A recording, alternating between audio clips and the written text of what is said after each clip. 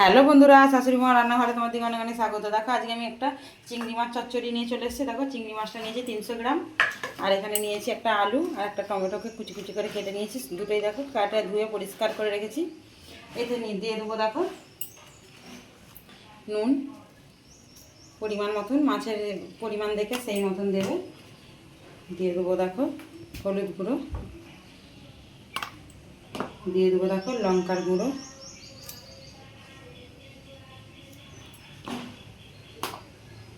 এবার আমি দেখো সরষে পোস্ত বেটে নিয়েছি, আর তাতে একটু তিলও আছে, সাদা তিল, এটাও দিয়ে দেবো।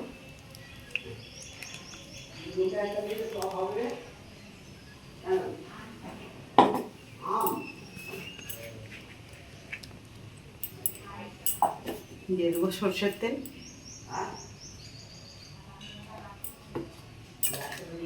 দিয়ে মেখে নেবো। ওর সঙ্গে চিংড়ি মাছটাও দিয়ে দেবো।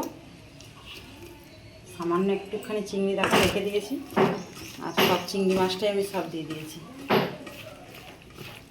300 গ্রাম চিংড়ি প্রায় সবই দিয়ে দিয়েছি, দুটো একটা রেখে। দেখো আমার মাখা রেডি হয়ে গেছে। এবার আমি ওপরতে আর একটু তেল ছড়িয়ে চাপা দিয়ে রেখে দেবো। যখন করবো তোমার দিকে শেয়ার করবো।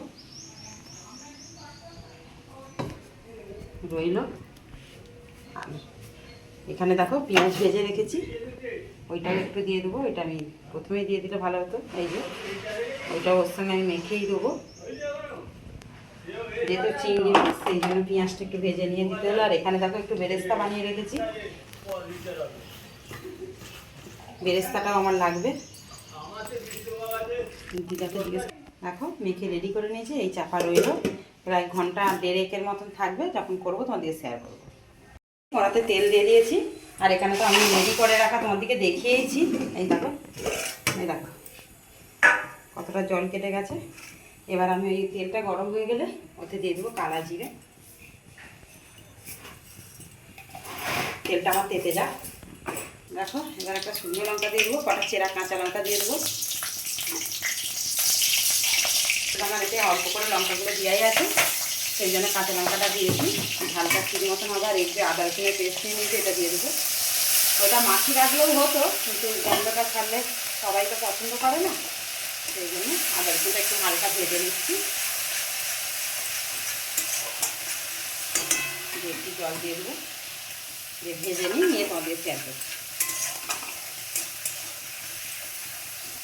আদা রসুনটা আমার ভাজা ভাজা হয়ে গেছে। একটু হালকা ভেজে নিলে আদা রসুনের যে একটা গন্ধ থাকে সেটা চলে যাবে। তোমরা মাখিয়েও নিতে পারো, কোনো ব্যাপার না, যে যেরকমভাবে করবে। আমি প্রথমে দিয়ে নিয়ে এখন দিচ্ছি, এবার এটাকে দিয়ে দেবো। দেখো দিয়ে একটু ধুয়ে জল দিয়ে, একটু জল কমিয়ে করবে রান্নাটা, যেহেতু আলু আছে, আলুটা তো সিদ্ধ হতে হবে।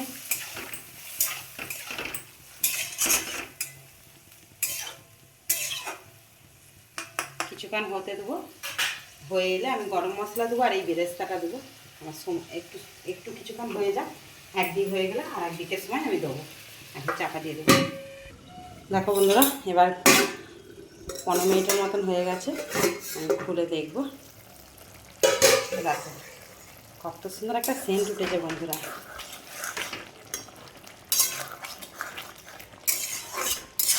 দিয়ে আমি উল্টে পাল্টে দেবো ভালো করে।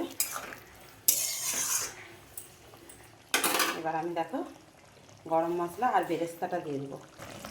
দেখো এবার গরম মশলাটা দিয়ে দেবো, আর ওপর দিয়ে বেরেস্তাটা দিয়ে আরও মিনিট 7 মতন আমি রেখে দেবো, দিলেই আমার হয়ে যাবে। দেখো এবার চাপা দিয়ে দেবো। কত সুন্দর দেখতে লাগছে, দেখো কালারফুল। দেখো হয়ে গেছে। প্রথম থেকে শেষ পর্যন্ত পুরো রেসিপিটাই তোমাদেরকে শেয়ার করেছি। তোমরা দেখে নিয়ে কমেন্ট করে অবশ্যই জানাবে আমার এই রেসিপিটা তোমাদের কেমন লেগেছে, আর দেখতে কেমন হয়েছে অবশ্যই কমেন্ট করবে। ভালো লাগলে অবশ্যই লাইক একটা করে দাও, আর সাবস্ক্রাইব যারা এখনও করোনি সাবস্ক্রাইব করে নাও, তাহলে যা কিছু রান্নার রেসিপি সবই দেখতে পাবে। আর এইটা যদি গরম গরম ভাত দিয়ে খাওয়া যায়, এখে দিয়েই ভাত খাওয়া যাবে। অনেক অনেক ধন্যবাদ।